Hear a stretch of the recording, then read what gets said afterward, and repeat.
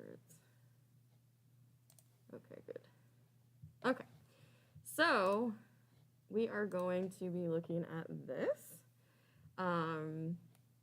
So using the create polygon tool, the append tool, and it's just and sort of creating a flat thing and then extruding it and then rounding it out. So it's like you're creating your own weird shaped box. I don't know if that makes much sense, but you're thinking of it in 2D and then thinking of it in 3D instead of starting with the box and working and pulling things. So it's just another way to think about modeling. One's not better than the other, it's just different, and it's a different kind of way of thinking. So I've chosen these animals for you guys because they are showing the sides of their bodies, which is helpful. And then you can look up reference images about what the front looks like. And they're familiar enough creatures that you've seen them before, so that will help in your modeling. So we're going to use in Quadra. Quadra is a very powerful tool. We kind of talked a little bit about it, but it does lots of things. So I'm going to go ahead and save this rabbit. I'm going to create a new folder. Well, let's see. Actually, I'll just go into Maya projects, new rabbit, and save it in there. Okay, so I'm setting on my project for the first time. What's the first step? Yes, because I made my folder, so now I need to set that project. Except, let's see, will it let me, because of the, no. See, mine won't access documents, which is obnoxious. So I guess I'll use the U drive. Okay, so new folder, rabbit. And we'll set into rabbit. Create default workspace. Okay, what's the second thing that I need to do? File, project window, get all my folders. Now it should show me the drive and the folder. So if I've set my project correctly, boom, there we are. And I'm not showing my screen. Hold on.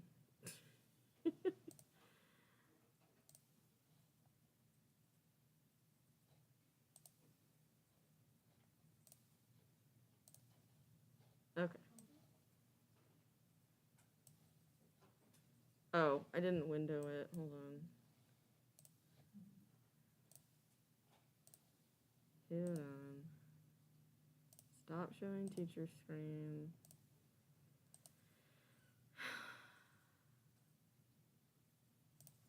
I don't know why.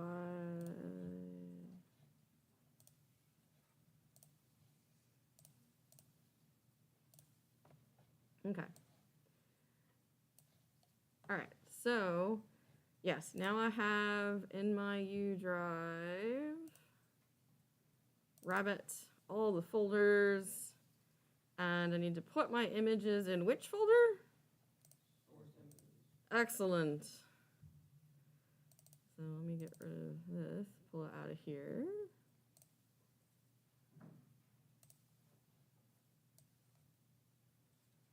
Boom. There we go. Cool. All right. So I'm going to go ahead and set up the image. And this time I'm going to actually set it up on the grid.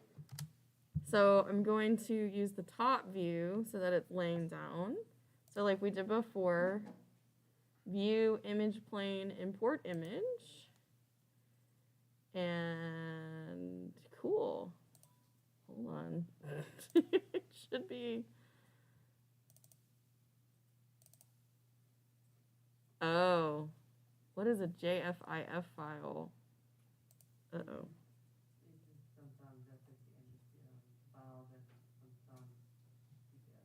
Uh-oh. Well, I'll have to convert that. So Maya does not care for, I guess I'm gonna do, the pigeon. I'll have to convert that file. Actually, so for those of you who've not done this before, and there are website services that will convert things. You can convert formats using Encoder really quickly. That's what it's made for. Oh, this thing. Okay, hold on. No. No. Huh.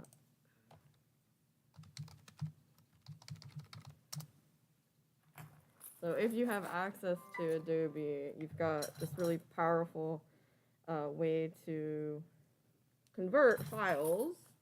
And Maya is picky about what files it likes.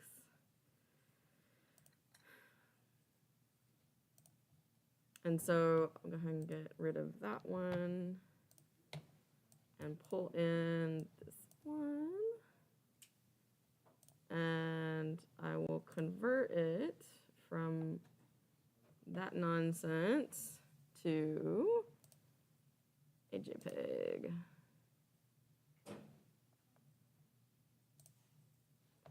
And hit go, and it'll whoop. Uh-oh. Well, that's really interesting. It's really interesting. Now I don't need to continue. How interesting.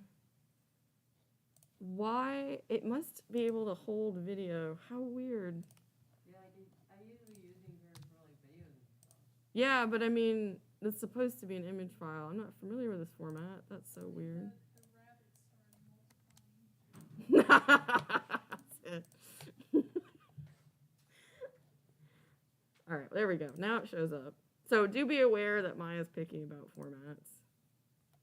Okay, cool. Now we have a giant rabbit. And I'll put this one up there. And then if you want, you can make it the size of the grid, but we should be able to, if I'm not mistaken, extend our grid UI elements. Of course, it requires me finding it, which is always a challenge. The grid plane is on. Huh, well, E will. All right, let me move the rabbit so that it's in the grid area. Okay, so the reason I'm doing this is because the Quadra likes to draw stuff on the grid. Quadra is this huge, in the same, okay, so we looked at multicut, right? And multicut can do lots of things, right? If we look at it, not only does it cut from point to point, but you can constrain it to like halfway or constrain it to 1/10 of the way. You can slice your entire object apart. You can snap to grid with it. You can insert a whole edge loop, right? So it's this huge tool that does all these different things related to cutting. So Quadra is similar in that it's enormous. Hello. Quadra, okay, yes, I know you do. I was trying to just show them. Okay. Cool. So Quadra also has a bunch of stuff. Now the thing about Quadra, you see it's fighting with me. It says it needs a live surface or a selected mesh, which unfortunately can't be our image because that is, it just doesn't like it. So it wants some sort of geometry for us to work from. So we can put down a plane or we can make a polygon to create some sort of mesh. And I really should, I just work in top view here. Probably the easiest thing. So under mesh tools, we looked at last time, we can create polygons. And I want to create the polygons in some way that makes sense. Like these are going to follow the back. These will come down. And it needs to follow sort of the curvature of the animal. So that way, I'll hit enter here. So now I've got this.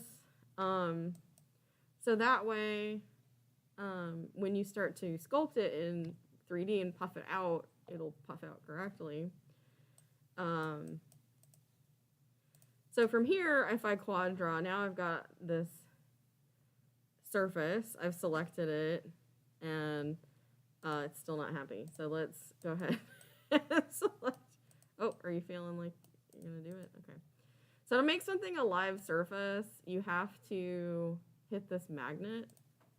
And what a live surface does is it basically says act upon this object. So occasionally tools will use live surfaces and say, I don't know what you want me to mess with. I'm going to need you to make that surface live so that I know what I'm working with.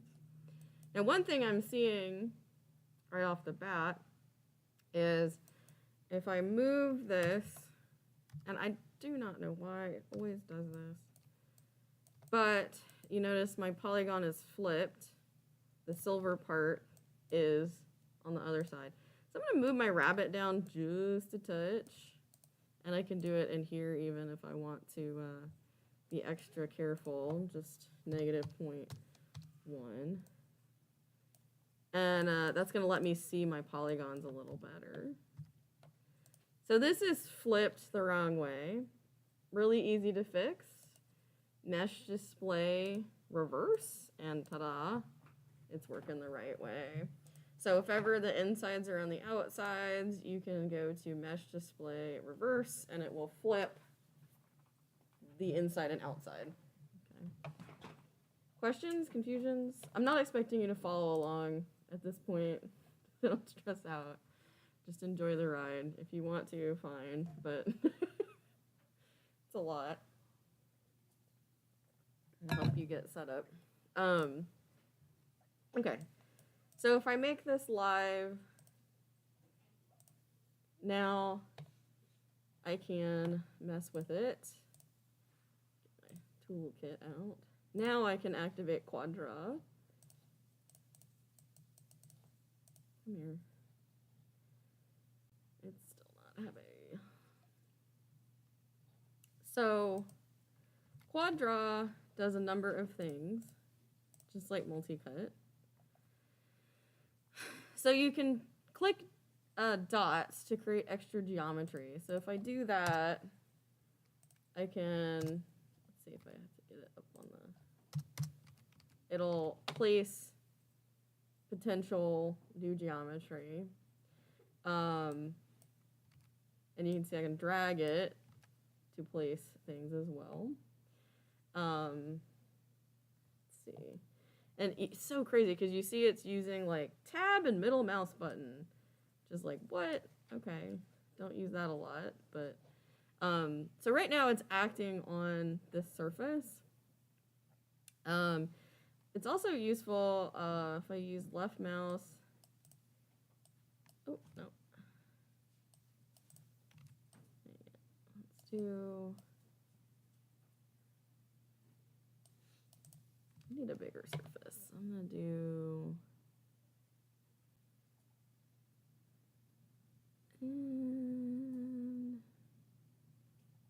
Yeah, this one I'm gonna do differently with this.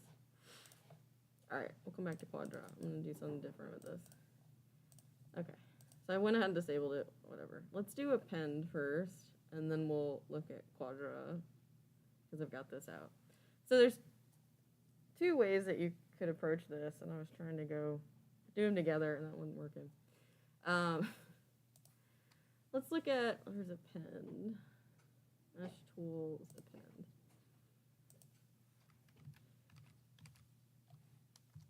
Okay, so with append,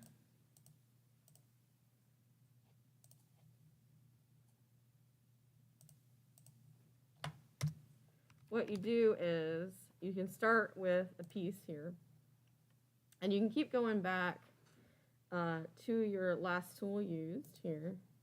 What you're doing is you're telling it which edge do you want to connect to, and then where do you want to put that point. So I'm going to do that.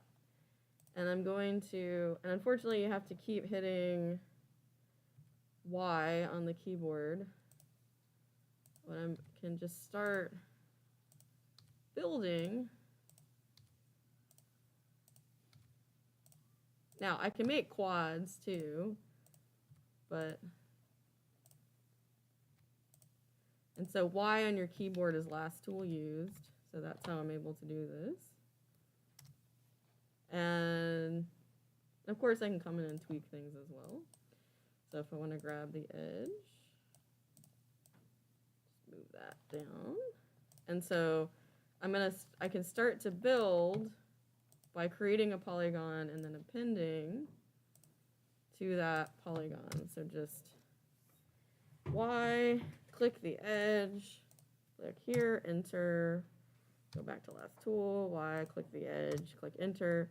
And you see how I'm building around the object. If I were to do the eye,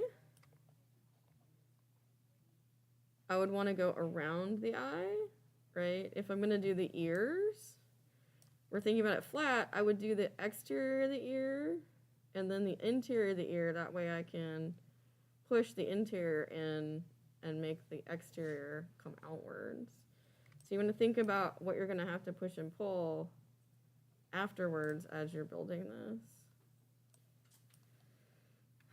Okay, so I want you guys to just take a second to try append. What you're gonna do is under mesh tools, create a polygon. And the polygons, you want to create polygons on the grid. Now again, it's flipped the wrong way. So I'm going to reverse it. Boom. And then I go to edit mesh tools, append, click an edge, click a point, hit enter. Y, click an edge, click a point, hit enter. Y, click an edge, click a point, hit enter, right?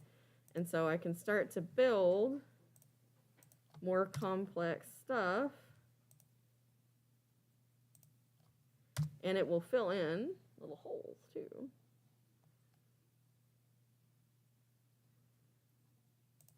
Pause this for a second.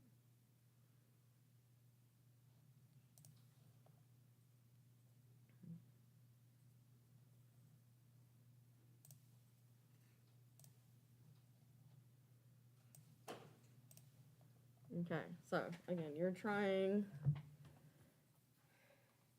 this out. So again, creating a polygon and appending to that polygon. So you're just building up.